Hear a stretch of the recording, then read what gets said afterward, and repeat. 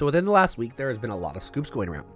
And we're going to go over Daniel RPK's ones regarding Kevin Feige and Spider-Man. So without further ado, let's get right into it because you know I keep the receipts. Here we go.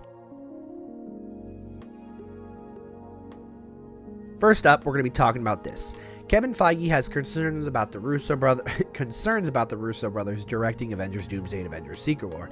At this stage, replacing them is not an option, so he plans to closely oversee everything and make sure the films are as good as possible. Now let's talk about this. So first off, the Russo brothers are great in the MCU, whether you like them or not, and they're really good at doing characters that you already give them. They're not so ever good with things that they have to create, hence like their own movies, which people were talking about. Can't remember what it's called, like Electric Slide or whatever, just came out and it was horrible. But if you take a look at their track record for Marvel, first off, you got the Winter Soldier, 90%, 92%, okay?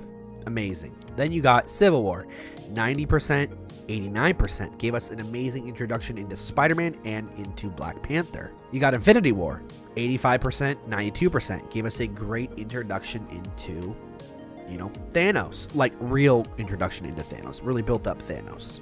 And last but not least, we got Avengers Endgame, where they gave us a great introduction into Captain Marvel and showing how powerful she was, just building up all these characters and giving us a conclusion after 11 years of the MCU. And, you know, that was a great thing altogether, and I think they did very well.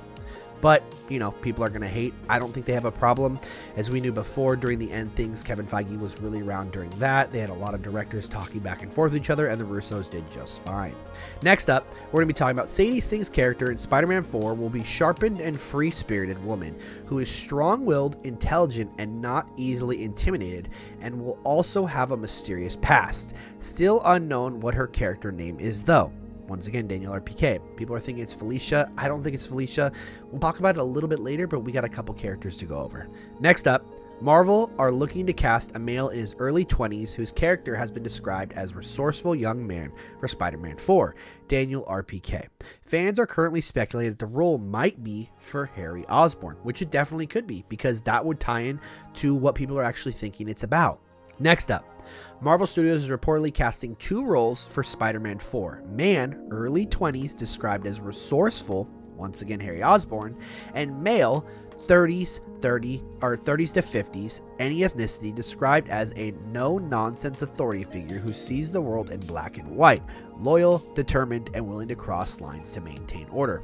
Whether it's Mr. Negative or whether it's Norman Osborn, people are guessing. And once again, we're going to get to it at the very end of this. Next up, Marvel Studios is reportedly casting the new villain for Spider-Man 4. Female, 30s to 50s, any ethnicity, a powerful and imposing figure, seeking an actress with strong and commanding screen presence and depth. And last but not least, this is where it all kind of ties in. Report, Spider-Man 4 will be loosely based on the 2011 and 2015 Spider Island. Film is looking to cast a new friend group for Peter, including Harry Osborn, Carly Cooper, and Lily Hollister. Shang-Chi and Mr. Negative are also set to appear. Daniel RPK. And this is where we kind of go into it. So, you know, I don't know every character off the top of my head, so I'm going to read you a little bit of each one of these characters. Obviously, Lily Hollister, we do know that she becomes Queen Cat, but she's also a goblin at some point.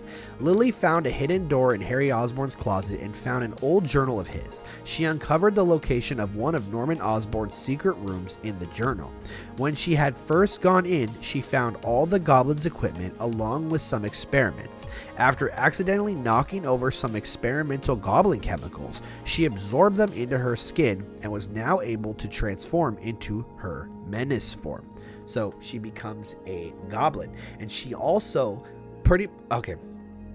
so Lily, it's weird when I say this because it's just like weird, but she was dating Harry Osborn and she's best friends with Carly Cooper. And you're going to say, who's Carly Cooper? Now, this one I actually had to look up. Carly Cooper, essentially, she was another character by the name of Monster, and essentially she liked Peter. She started dating Peter, then she goes into different stories like the Superior Spider-Man and other stories like that. But after repeatedly refusing to reveal the truth, the Green Goblin sprayed the Goblin formula on Carly, transforming her into one of them, and nicknamed her monster as a result. Carly's previous personality was buried beneath the transformation when prompt to reveal Spider-Man's identity by the Goblin King. Carly questioned who the villain was. She refused to believe his claims that he was Norman Osborn unless he removed his mask. Osborn demanded that Carly proved herself a member of the Goblin Army before conceding. Now, with that being said, we have two characters that essentially both become goblins.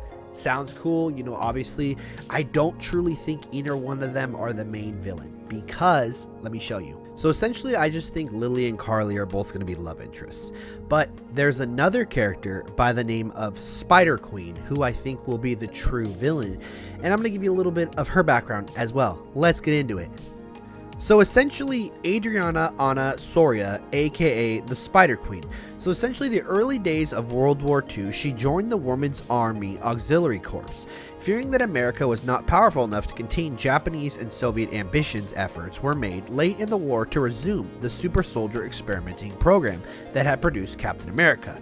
Genetically likely candidates were selected from among U.S. ranks and drafted into a special unit of the U.S. Marine Corps. As part of the Operation Crossroads, Soria subsequently became the first female Marine to go into this combat. At one point, Soria's unit was lined up along the Bikini Atoll to absorb the radiation of ongoing nuclear weapon tests, in hopes it would activate a latent ability they might possess. None of the subjects were properly informed of this before the experiment began. Most subjects soon perished from radiation poisoning, while the stress on Anna's metabolism drove her insane. Soria's abilities did not surface immediately, and the experiment was ruled a failure.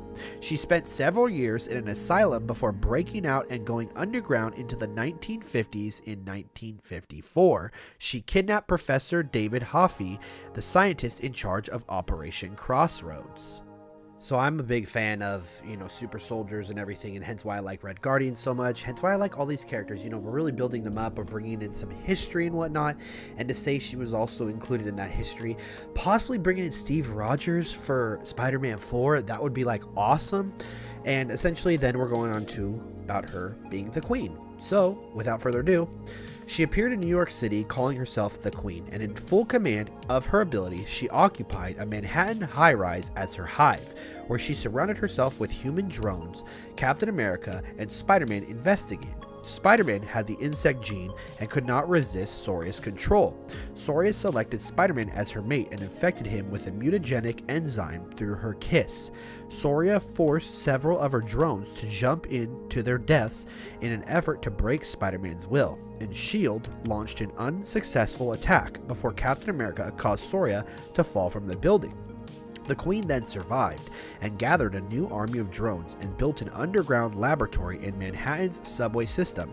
Meanwhile, the mutagenic enzyme gradually gave Spider-Man the form of a real spider with 4 eyes, 8 limbs, and fangs. Professor Hoffey, or Jaffe, was put to work building a bomb that would disrupt human cognitive processes, similar to one developed by the United States during the Cold War.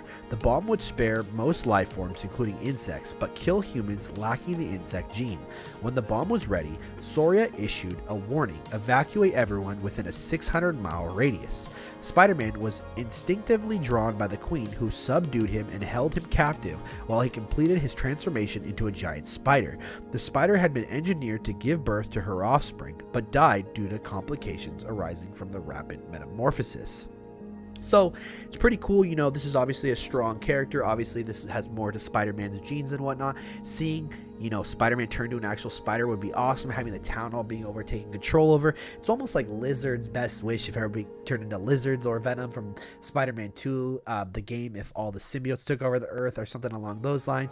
And obviously tying in Spider-Man with other characters like Steve Rogers, bringing in the Avengers and having them all help out with this being on Battleworld. How much better could this be? And honestly, Sadie Sink, I would think, would probably be her. If not, you know, there's a lot of great actresses that could. And once again, I know people are going to say between 30 and 50, but at the same time, does that really matter that much if the character is going to be changed, CGI'd, and morphed into something else? So let me know what you guys think. These are Daniel RPK scoops for the week, last week. And as always, I'll catch y'all in the next one.